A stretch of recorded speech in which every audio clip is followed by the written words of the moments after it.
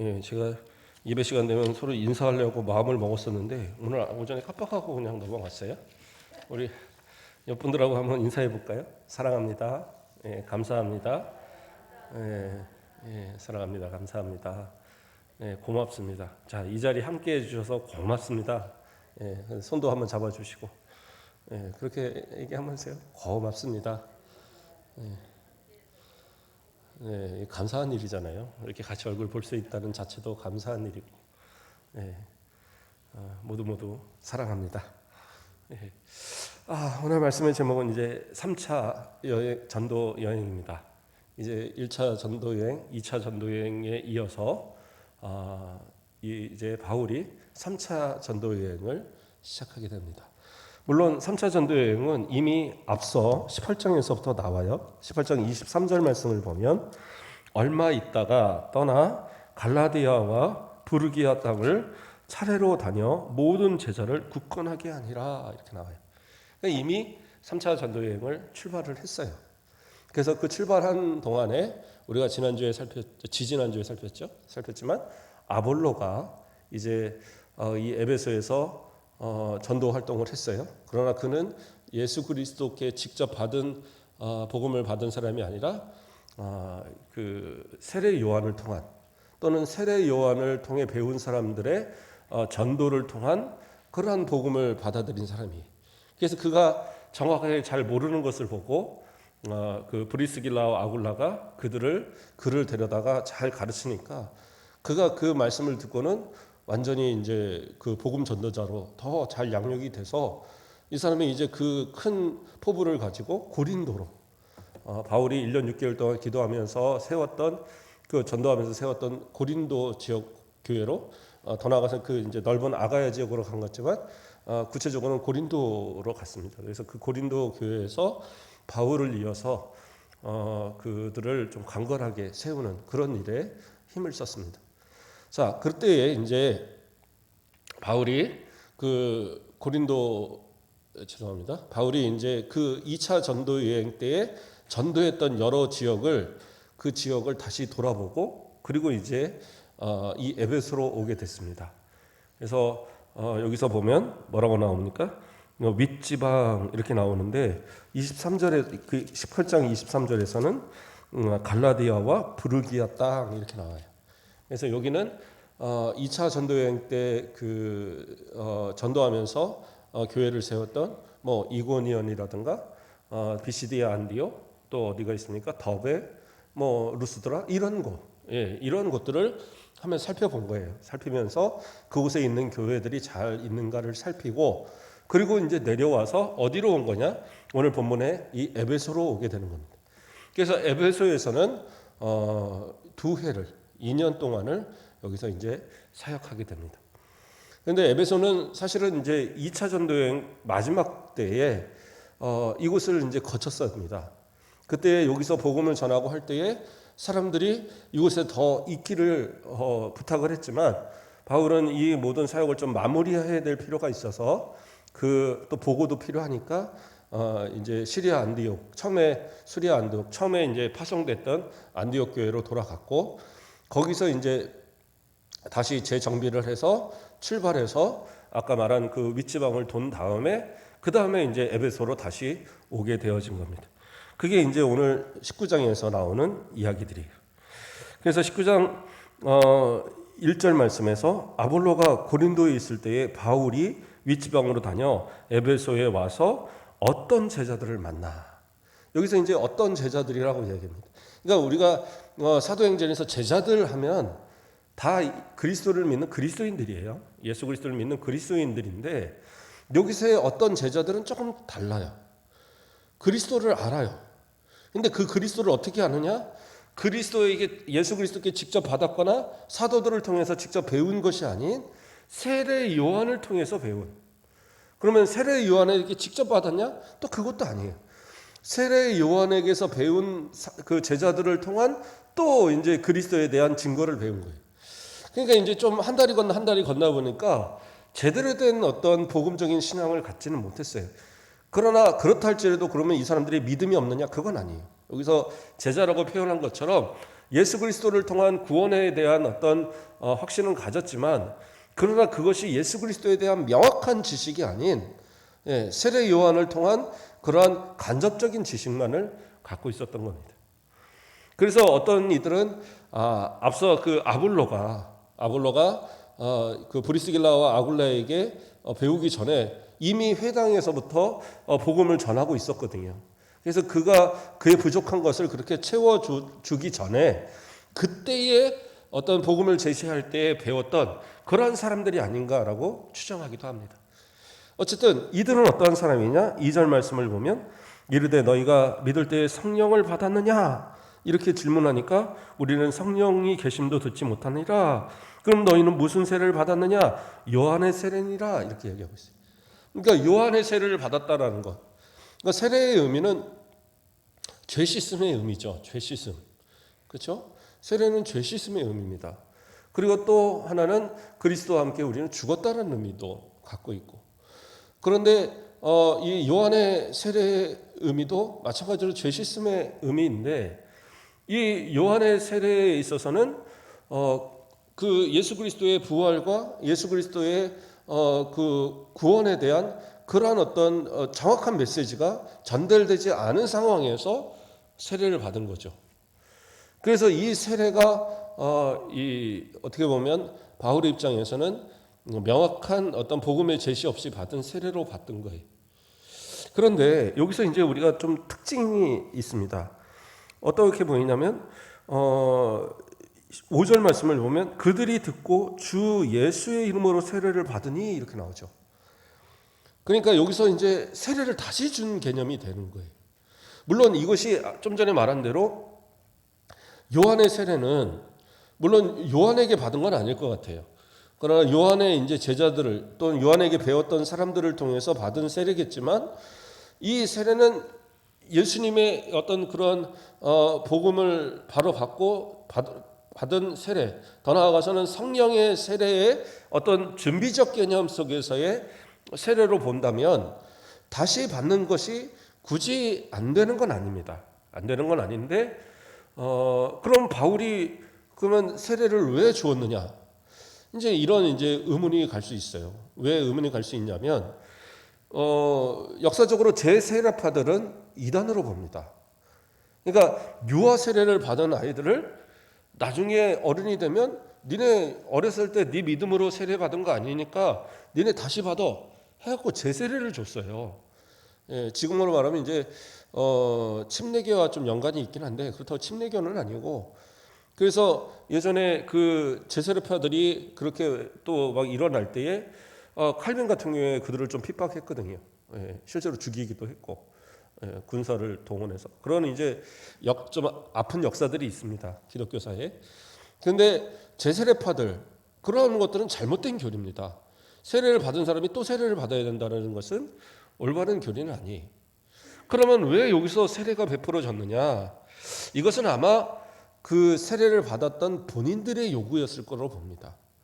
왜냐하면 앞서서 아볼로 같은 경우에서는 브리스길라와 아굴라에게 복음에 대한 바른 제시를 받았지만 세례를 다시 받지는 않았어요. 그렇죠? 그도 마찬가지로 성령의 체험 같은 거 전혀 없었잖아요. 그럼에도 불구하고 그가 바르게 받고 또 성령의 체험이 있고 이렇게 해도 세례를 다시 받지는 않았습니다. 그런데 여기서의 똑같은 입장인데 이들은 세례를 다시 받았어요. 그러니까 어떤 차이냐? 이들이 본인들이 요구해서 받았을 것으로 봅니다. 그래서 뭐 앞서 말한 것처럼 엄밀히 말하면 이 요한의 세례는 약간 불안정한 세례로 볼 수도 있지만, 그러나 세례라는 자체는 우리도 그렇잖아요. 뭐 감리교에서 세례를 받았든지 또는 뭐 침례교에서 받았든지 아니면 뭐 저 통합 측에서 받았든지 다 그 세례를 인정하거든요. 그래서 교단 옮겼다고 그래서 세례 다시 주고 그런 거 아니잖아요. 근데 이제 어떤 경우는 이제 세례를 다시 받는 분들도 있더라고요. 그러면 어떤 경우들이냐? 자기가 군대에 있을 때 초코파이 하나 받으려고 가서 세례 받았다. 이런 분들이 있단 말이에요. 집단 세례 막 해갖고 진중 세례해서 목사님들 요즘도 그렇게 하나씩나 모르는데 저는 그건 별로 좋다고는 안 보거든요. 좋다고는 안 보는데 가서 그냥 모아놓고 막 그냥 한꺼번에 세례를 막 줘버리는 거예요. 그러니까 내가 세례를 왜 받는지도 모르고 초코파이 준다니까 거기서 앉아갖고 막 받고. 요즘은 이제 초코파이가 힘이 없습니다. 왜냐면 우리 그 군인들이 워낙 월급을 많이 받으니까 뭐 초코파이 이까 그러고 이제 별로 듣지도 않는데 저 있을 때만 해도 초코파이 주면 되게 좋아했거든요.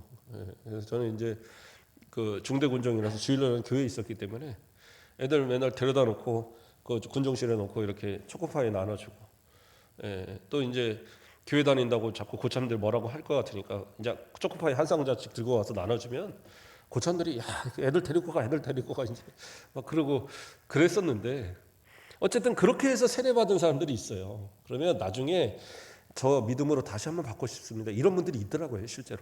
그러면 본인이 다시 받겠다는데 교회에서 너 안 되고 뭐 이건 안 되고 그러니까 뭐 입교만 하시고 뭐 이럴 수는 없잖아요. 그래서 세를 이렇게 다시 주는 경우도 있고, 또 어떤 분들은 오래돼갖고 제가 세례를 받았든지 안 받았든지 헷갈린다라는 경우도 있더라고요.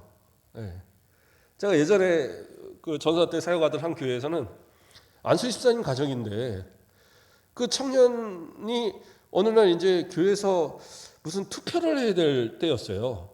근데 투표의 자격은 세례교인 이상이잖아요.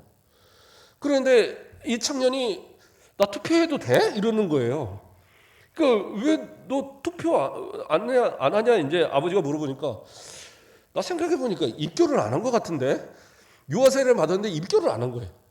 근데 부모도 생각 안 하고 본인도 생각 안 하고 그냥 지나서 26이 될 때까지 있다가 아무런 불편함이 없었는데 딱 투표 인원 뭐 이렇게 딱 하는데 나 자격이 없는 것 같은데, 그래갖고 이제 그 해에 입교를 했던 그런 경우도 있더라고요. 그러니까 잘 기억이 안 나서 또 다시 하는 사람도 있고.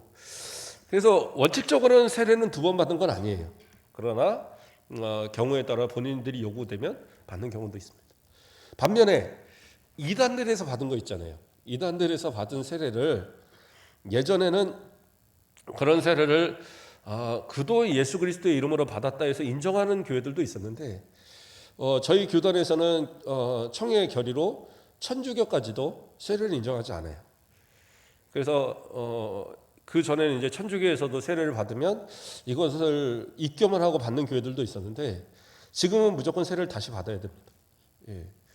그래서 이단들이나 뭐 이런 경우들에 있어서의 세례는 인정하지 않습니다. 그럴 때는 다시 받는 것이 원칙이에요. 자, 어쨌든 그렇게 해서 이들은 본인들의 요구로 세례를 받았을 것으로 그렇게 봅니다. 근데 그렇게 세례를 받았을 때 나타나는 그 다음의 모습, 그 다음 게 뭐예요? 6절에 보면 바울이 그들에게 안수하매.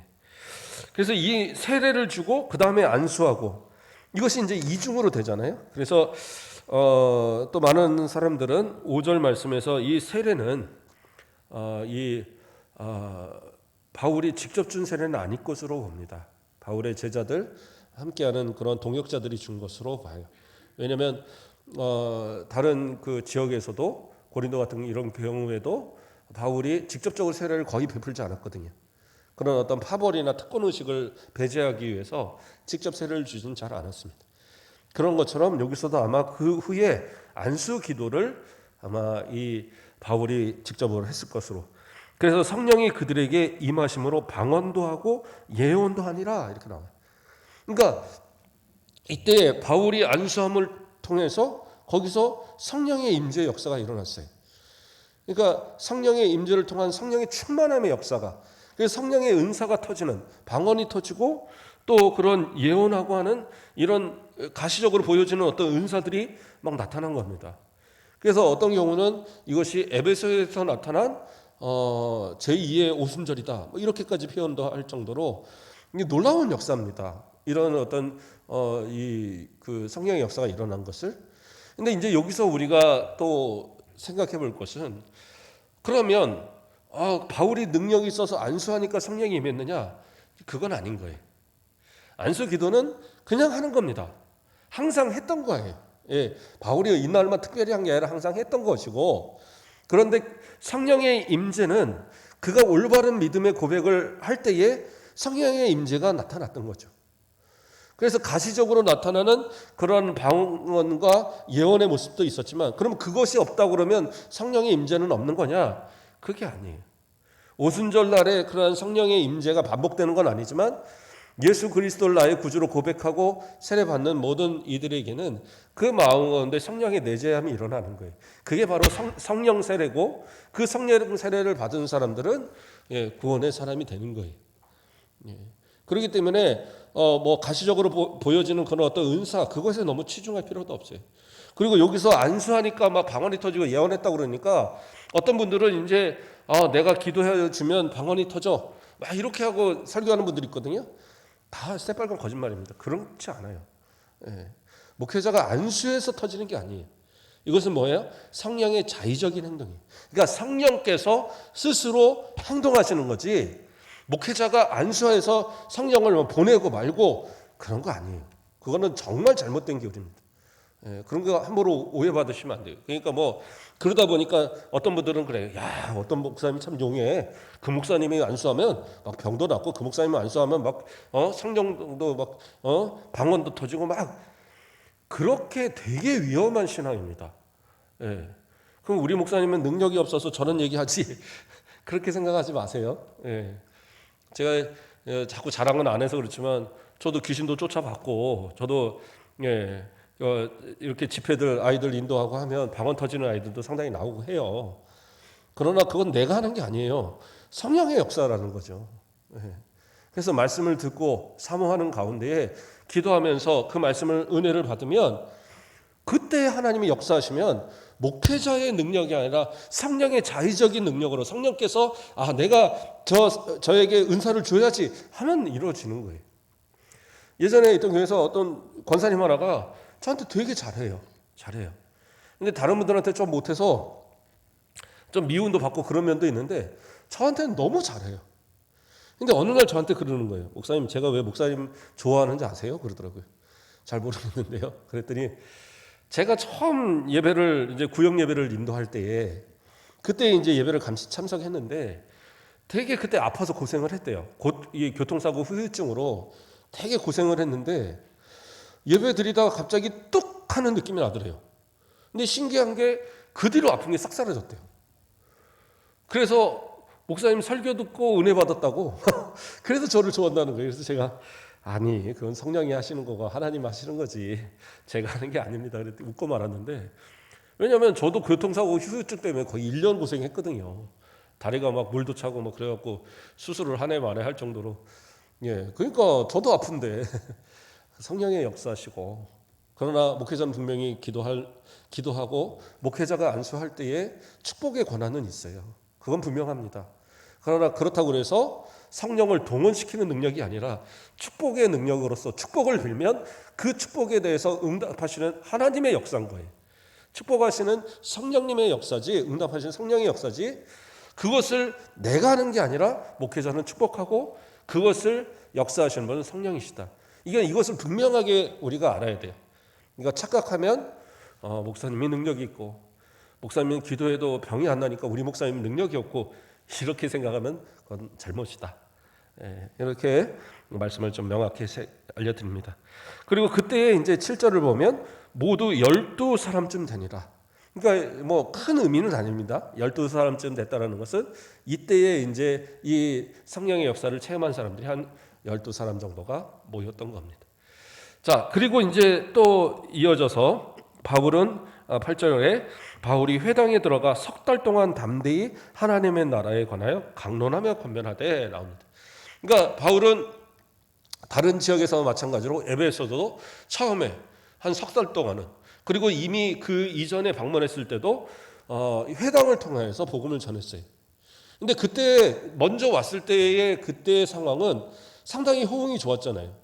그 회당에서 복음을 전할 때에 사람들이 가겠다는 바울을 말리면서 더 많은 말씀을 좀 전해달라고 사정을 할 정도였는데, 지금 이제 와서 이 석 달을 복음을 듣고 나니까 이 유대인들의 이 생각에 들어봐야 별거 없네, 이런 생각이 드는 겁니다. 왜냐면 가만히 들어보니까 자신들과는 좀 다른 교리, 그리고 이 예루살렘에서 핍박받았던 예수 그리스도에 대해서 계속 증거하니까 더 이상 그 마음에 받아들일 마음이 없었던 겁니다. 그러다 보니까 그 다음에 나타나는 모습이 뭐였어요? 8절을 보면, 9절을 보면 어떤 사람들이 마음이 굳어 순종하지 않고 무리 앞에서 이 돌을 비방하거늘. 근데 그들 가운데 마음이 굳어져서 마치 그 길가에 뿌린 씨앗처럼 아무리 뿌려도 그 뿌리를 내리지 못하고 그 씨앗을 악한 자가 그 마귀가 다 물어가 버리는 그러한 상태가 있는 사람들이 있었다는 거예요. 그 사람들이 자기만 은혜 받으면 은혜 못 받으면 모르겠는데 자기만 은혜 못 받은 것으로 끝나는 게 아니라 다른 사람 은혜 받는 것까지 방해를 하는 거예요. 그러니까 비방을 하는 거예요. 에이 뭐 그런 거 뭐 그 정도는 뭐 다른 사람도 다 하는 거고, 에이 그거 보니까 바울 보니까 사도도 아닌 것이 막 그런다 그러고 막 이런 식으로 이제 막 얘기를 하는 거예요. 순수한 말씀에 대한 부분, 또 말씀을 통한 은혜 받는 그러한 자세에 있는 많은 성도들을 향하여 다른 부분으로 또는 말씀을 왜곡해서 그 말씀을 제대로 듣지 못하도록 만드는 이런 잘못을 범하는 겁니다. 그러니까 바울은 더 이상 그곳에서 복음을 전해야 될 그런 의미를 잃어버렸어요. 그래봐야 계속 다툼밖에 일어나지 않으니까. 그러니까 바울이 어떻게 해요? 바울이 그들을 떠나 제자들을 따로 세우고 어디요? 두란노 서원에서 날마다 강론하니라. 그래서 10절에 보면 2해 동안 이같이 하니 이렇게 나옵니다. 바로 이제 옮겨서 두란노 서원이라는 곳에서 거기서 이제 복음을 본격적으로 날마다 전하는 그런 기회가 됐어요. 그러면 이 두란노 서원은 뭐냐? 이게 정확한 설명은 없어요. 이 두란노 서원이 도대체 뭐 하는 곳이냐에 대한 것도 특별한 것은 없는데 학자들이 이제 공통적으로 거의 얘기하는 것은 이 두란노는 당시 사람의 이름으로 봅니다. 그러니까 어떤 지명이나 건물의 이름이 아니라 사람의 이름이에요. 그러니까 두란노 서원이라는 건 뭐냐면 두란노가 운영하는 서원이에요. 그럼 이 서원은 뭐 하는 데냐?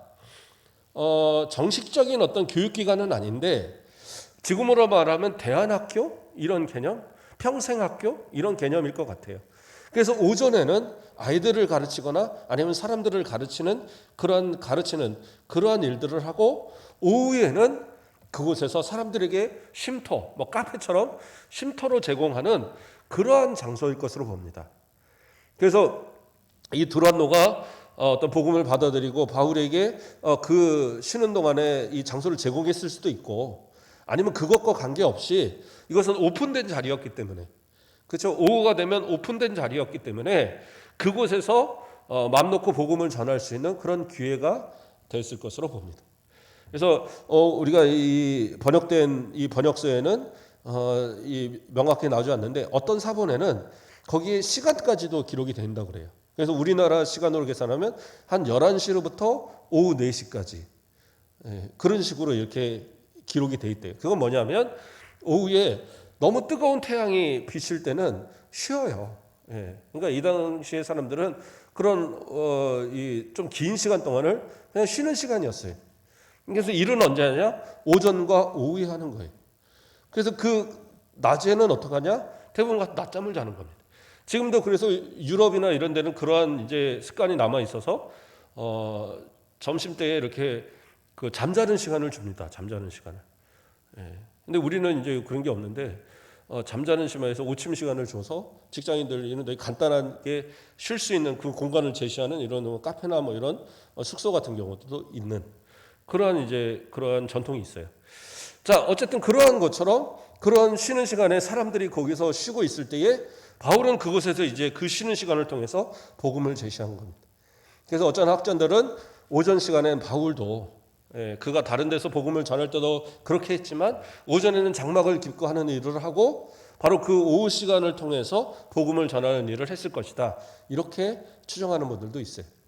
어쨌든 바울은 그래서 이 두란노 서원을 통해서 2해 동안을 복음을 전하는 그런 일을 계속 하게 되었고 그래서 그 9절 말씀에 10절 말씀에 2해 동안 이같이 하니 아시아에 사는 유대인이나 헬라인이나 다 주의 말씀을 듣더라 이렇게 나와요.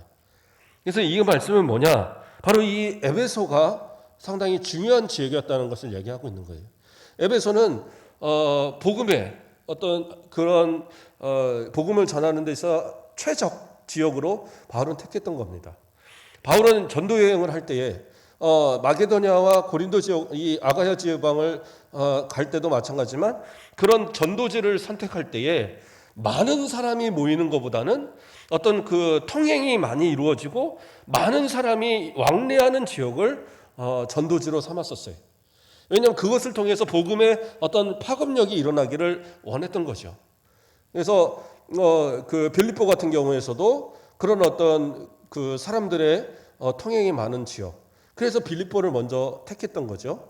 그래서 그 주변에도 큰 도시들이 있었지만 그 도시들보다는 그러한 통행이 용이하고 많은 사람들이 무역하고 또 여러 인종들이 이렇게 그 다니는 그러한 지역을 중심으로 계속 복음을 전했습니다.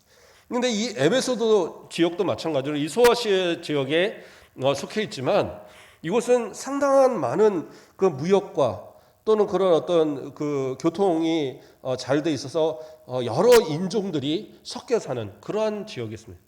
그래서 여러 인종이 있다 보니까 우상도 많은 지역이기도 하지만 그러한 어떤 많은 인종들이 있고 또 이곳은 그 로마에서 거의 직할로 이렇게 정치를 그 이끌 정도로 상당한 그러한 위치적으로도 인정받는 그러한 이제 도시였던 겁니다. 이 에베소는.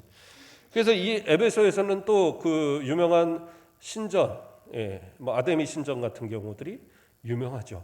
그래서 그 신전은 상당히 큰 어떤 규모를 갖고 있었는데 그때 그 규모가 어느 정도냐면 넓이가 한 48m 정도 됐답니다. 넓이가 한 48m 되고 길이가 좀 길쭉한 형태인데 103m 그 정도 되고 또 지붕을 이렇게 받치는 기둥이 한 17m 정도. 그래서 그 기둥이 한 100개 정도가 있는. 지금도 뭐 지붕 같은 건 다 날라갔지만 기둥들이 쫙 남아 있잖아요. 그 그리스 뭐 이런 뭐 이런 그 문화들 이렇게 가보면 이제 뭐 그런 이제 그 배경 속에서 있는데 그래서 이게 7대 불가사의에 들어간다고 하더라고요. 도대체 그때의 기술로 어떻게 이런 걸 만들었느냐 할 정도로 그러한 신전들이 있고 그러한 곳, 그러한 이 지역이었습니다. 그런데 이곳에서 이제 그렇게 많은 인종들이 또 많은 사람들이 통행하고 왕래하는 이런 지역이기 때문에 바울은 이곳에서 2년 동안을 집중적으로 복음을 전했고 그 복음의 결과, 그렇죠? 우리가 읽었던 10절의 말씀처럼 그 아시아에 사는 유대인이나 헬라인이 다 주의 말씀을 듣더라. 그래서 이 여러 인종들이 말씀을 듣고 또 여기서 배운 이들이 지역을 가서 또 복음을 전하기 시작하면서 어떻게 보면 요한계시록에 나오는 7교회, 물론 그 가운데 세운 사람들은 좀 다 다를지 몰라도 그런 여러 교회들이 세워지는데 큰 역할을 했던 그것이 바로 이 바울의 2년 동안의 에베소의 이 사역이 토대가 됐을 것으로 봅니다. 그래서 실제적으로 어느 정도까지 파급력을 가졌느냐, 이 바울이 전도했던 이때를 기점으로 한 40년 뒤에 그때는 이제 한참 그 기독교가 박해를 받을 때입니다.